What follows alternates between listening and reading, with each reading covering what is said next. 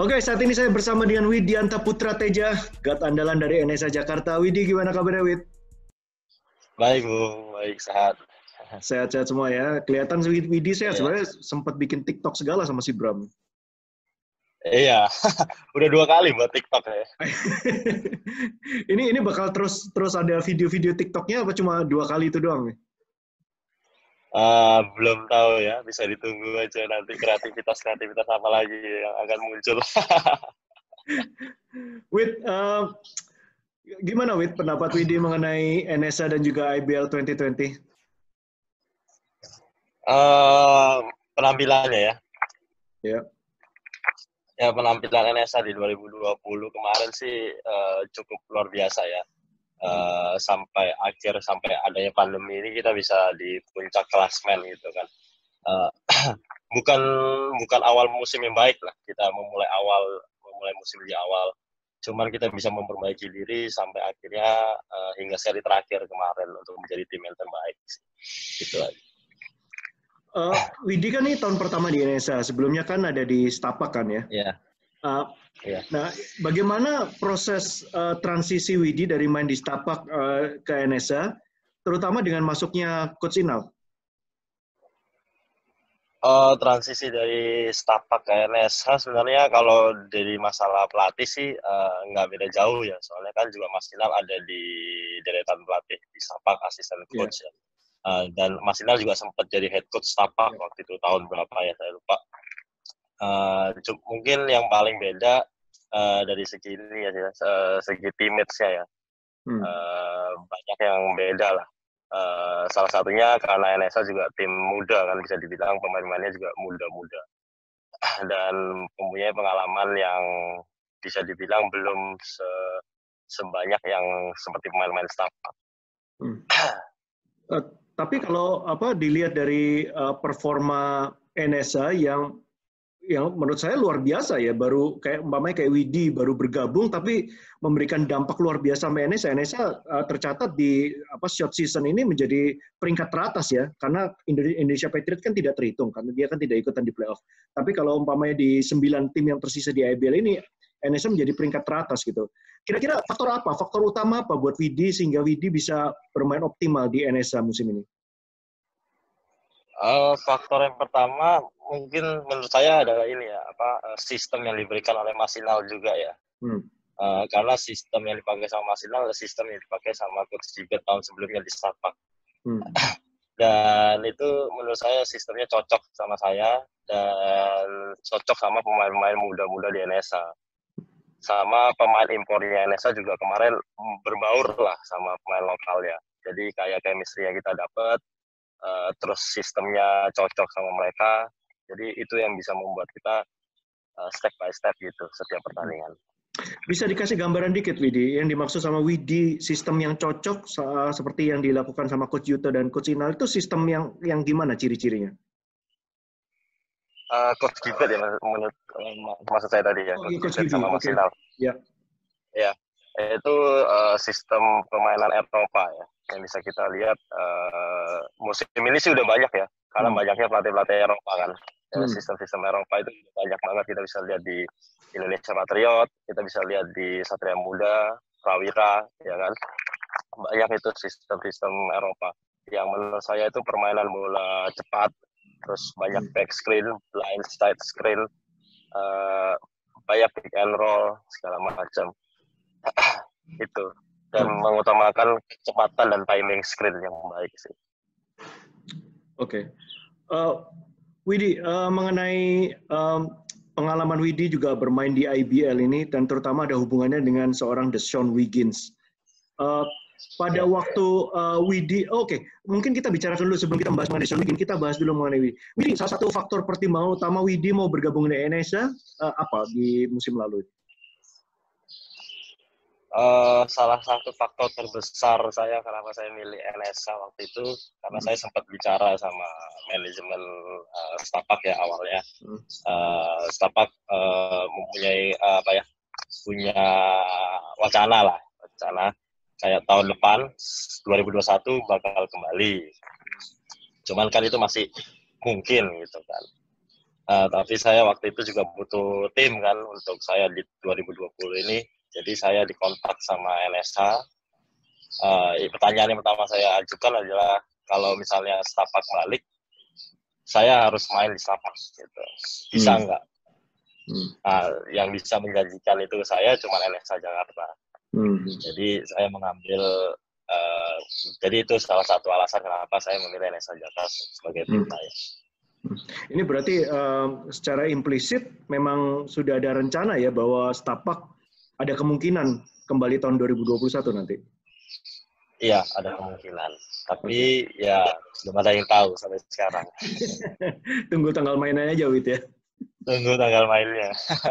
Oke, Wid. Nah, sekarang baru kita bertanya mengenai hubungannya Widi, permainan Widi dengan Deshaun Wiggins.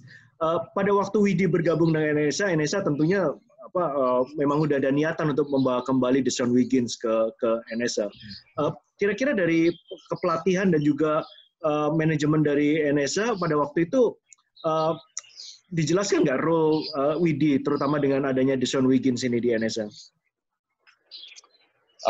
Dijelasin sih sama kepala pelatih ya, Mas Ilham waktu itu. Karena kan kita juga, NSA juga ini kan kehilangan point guard utamanya ya. Wenda Wijaya yang waktu itu juga langsung bergabung ke Louvre. Jadi ya saya disuruh untuk role-nya sebagai point guard utama untuk bisa mengatur tim ini. Jadi leader selain pemain asingnya. Karena kalau Deshaun Wiggins ya emang udah dari awal manajemen NSA udah ngomong bahwa manajemen NSA bakal mempertahankan Deshaun Wiggins untuk pemain asingnya. Selama ini setelah mulai bergabung dengan Deshaun Wiggins, seberapa cepat Widi bisa beradaptasi dengan pola permainan Deshaun Wiggins? Sebenarnya lumayan cepat lah ya. Soalnya kayak kita udah tahu cara permainannya dia tahun lalu waktu jadi musuh, cara bermainnya dia segala macam. Ya cuma tentang lebih dekatnya aja chemistry waktu jadi satu tim gitu. Kalau permainan ya kita udah tahu lah, Deshaun Wiggins ada salah satu pemain asing terhebat lah tahun lalu kan. Dan itu udah otomatis terjadi ya ketika Widi dan Deshaun Wiggins masuk lapangan berbarengan, Widi otomatis ambil posisi 1, Deshaun langsung geser ke posisi 2, begitu ya? Iya, tapi kita juga tergantung sikon juga ya. Kadang dia yang juga bawa bola, saya juga main wing. Ya tergantung itu. Jadi itu bisa dilihat double point guard lah ya, bisa dibilang double point guard. Oke. Widi, tadi Widi sempat menyebutkan bahwa Widi dia dijelaskan role-nya di NSA ini sebagai point guard utama. Widi ngerasa itu sebagai satu beban nggak atau satu tantangan untuk bergabung dengan NSA? Itu sebagai satu tantangan sih, bukan beban ya. Karena waktu di Setapak juga saya kan mendapatkan tantangan itu. Tantangan jadi point guard utama waktu saya tahun keempat di Setapak. Jadi itu akan jadi suatu tantangan buat saya sendiri sih di NSA Jakarta, di tim baru saya, di tim muda apalagi itu.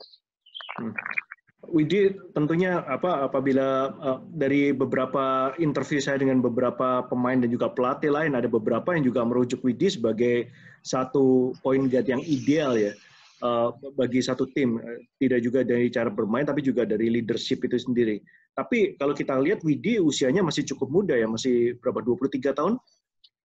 Ya, 23 tahun. Masih baru 23. Baru 23. Tapi kelihatannya bermainnya seperti seorang udah veteran gitu dan memiliki leadership di sana. Apa yang menjadi menjadi latar belakang atau bisa menjadi dasar Widi untuk bisa berkembang menjadi pemain yang cukup bisa diandalkan menjadi pemimpin satu tim ya dari usia yang muda ini? Latar belakangnya pasti nggak luput dari para senior dan mentorku di Aspak dulu ya. Waktu saya pertama kali main di Liga Profesional 2015, saya beruntung dapat salah satu senior dan juga kapten Aspak waktu itu ya, Mario Brungan. Jadi saya juga belajar banyak dari dia. Saya juga sekamar kan sama dia, sering sharing segala macam. Gimana sih jadi point guard yang baik dan jadi leader yang baik. Terus tahun berikutnya dapat juga senior yang baik, jadi kapten Mas Rama. Banyak senior-senior yang mengajarkan saya sih banyak hal gitu di Aspak untuk menjadi seorang leader. Dan landasan kedua, karena menurut saya leader itu bukan soal umur ya. Leader itu adalah berupa role yang bisa kita lakuin buat tim kita ya, khususnya kalau di basket gitu. Jadi itu bukan semua, leader itu bukan tentang umur gitu. Melanjutkan dengan poinnya Widi tadi gitu, ketika Widi masuk ke satu tim yang baru, tentunya role sebagai seorang leader ini bukan hanya bisa diberikan langsung, tapi perlu ditunjukkan ya, ada harus earn respect lah, harus mendapatkan respect dari rekan-rekan satu tim itu. Nah, kalau dari pengalaman Widi sendiri, apa yang Widi lakukan supaya bisa earn respect atau bisa mendapatkan respect dari rekan-rekan satu tim Widi, terutama kayak pengalaman di NSA ini sebagai tahun pertama pemain? Kalau saya sendiri yang saya jalani selama ini menunjukkan leader itu udah dari awal saat kita latihan gitu loh. Bukan di pertandingan aja. Jadi kita harus menunjukkan sikap leadership kita udah di lapangan saat kita latihan. Karena ya kita bisa earn respect mereka kan juga nggak cuma ditanding gitu kan. Harus dimulai dari latihan. Jadi kita sebagai leader, kalau kita mau dianggap sebagai leader, ya kita harus menunjukkan respect dulu ke mereka, apa yang mereka inginkan dari kita, terus kita juga nge-push dia, berusaha untuk nge-push tim sesama gitu, teammates kita. Pengalaman bermain dengan para pemain import, kira-kira Widi bisa kasih gambaran nggak itu karakter dari 3 pemain import NSA itu selama IBL 2020 gimana? Si Mike Glover, si Jordan si Deshaun Wiggins, dan juga Jordan Andrews, Mike sama Des ya. Yeah. Ini tiga-tiga beda sih ya. Jadi contohnya si Mike Glover itu dia lebih ke vokal ya. Dia ke tipe pemain yang vokal. Karena mungkin dia juga udah punya pengalaman yang banyak ya untuk pertandingan untuk liga-liga overseas ini kan seperti IBL ini. Dia juga udah sering main overseas di negara lain banyak. Terus kalau Jordan Andrews ini karena tahun pertamanya ya kan, mungkin dia juga agak grogi ya, ada waktu pertama-tama ini liga pertamanya dia. Kalau Deshaun Wiggins emang orangnya pendiam sih, dia nggak banyak omong tapi dikerjain, itu yang keren sih menurut saya. Work ethicnya Deshaun Wiggins itu luar biasa sih. Ada 2 big man, Mike Glover dan Jordan Andrews di tim NSA. Ketika terjadi pergantian ya, substitution, ketika Widi di lapangan, pergantian dari Mike Glover yang bermain dan juga Jordan Andrews yang bermain, adjustment apa yang Widi lakukan biasanya? 2 big man ini mempunyai 2 tipe yang berbeda ya. Contohnya kalau Mike Glover ini tipenya adalah tipe set play. Jadi kalau saya lagi bermain sama Mike Glover ya saya harus atur tempo sepelan-pelannya gitu kan. Dia nggak bisa diajak cepat. Ya bisa lah 1, 2 kali, 3 kali transisi bisa. Cuman dia lebih ke set play, terus dia di bawah ring, set gitu segala macam kan. Kalau Jordan Andrews lebih ke kita bisa main cepat kalau sama dia. Dan dia bukan tipe center yang bermain di bawah. Dia lebih suka bermain di luar, dari penetrasi luar ataupun shooting dari luar. Nah itu saya harus menyesuaikan itu sih. Kalau di latihan-latihan kan biasa kadang-kadang ada yang lari sprint gitu ya. Pada waktu latihan lari sprint, si Mike Glover ikutan latihan nggak? Ikut latihan. Mike Glover itu kenceng loh kalau lari loh. Pemain lokal aja kalah loh sama dia. Oke. Mungkin kalau pertandingan dia hemat energi gitu kali ya. Oke, Widi, menuju pertanyaan terakhir nih. Kita tahu memang udah ada seperti yang tadi Widi katakan ya, bahwa ada kemungkinan kalau Setapak kembali lagi, Widi berniat untuk kembali lagi ke Setapak. Tapi itu kan masih belum pasti ceritanya. Tapi kalau umpamanya sampai Setapak tidak terjadi untuk kembali lagi, Widi tetap bertahan di NSA? Ya saya akan menyelesaikan kontrak saya. Jadi kan kontrak saya ini memang sama NSA 2 tahun. Tetapi kalau Setapak kembali, saya bisa keluar dari NSA itu kapanpun. Pokoknya selama Setapak kembali, saya bakal bisa keluar gitu kan dari NSA. Tapi kalau misalnya Setapak nggak kembali, ya berarti saya selesaikan kontrak saya selama 2 tahun di NSA. Setelah itu, ya ditunggu tanggal mainnya saya berada di mana. Tapi untuk short season ini di IBL 2020, seperti tadi saya sampaikan bahwa NSA kan menjadi top rank tim ya di IBL 2020 sampai liga ini dihentikan oleh karena pandemi COVID-19 ini. Seandainya ini dilanjutkan kembali ke playoff dan kemudian semua pemain kembali lagi, terutama para pemain import, kira-kira berapa besar kans NSA untuk bisa menjadi juara? Seberapa besar chance NSA bisa juara? Menurut saya susah sih ya, susah tapi bisa gitu lah. Karena susah itu karena banyak pemain NSA belum mempunyai pengalaman yang banyak lah di playoff final atau semifinal itu kan. Banyak pemain-pemain muda di sini. Kalau dia ngomong chance ya harus angka ya, chance harus angka ya. Kurang lebih angka ya, ambil ya 1 dari 10 kira-kira atau 1 dari 100. 1 dari 10, 8 lah. Oke. Oke. Alright, thank you Widi, thank you waktunya di bincang-bincang singkat kita siang hari ini. Thank you. Stay safe ya. Oke, salam buat keluarga juga. Kita berdoa semoga pandemi cepat berlalu dan kita bisa menyaksikan pertandingan Liga Basket lagi Indonesia. Thank you Widi. Amin. Thank you, Bu. Thank you.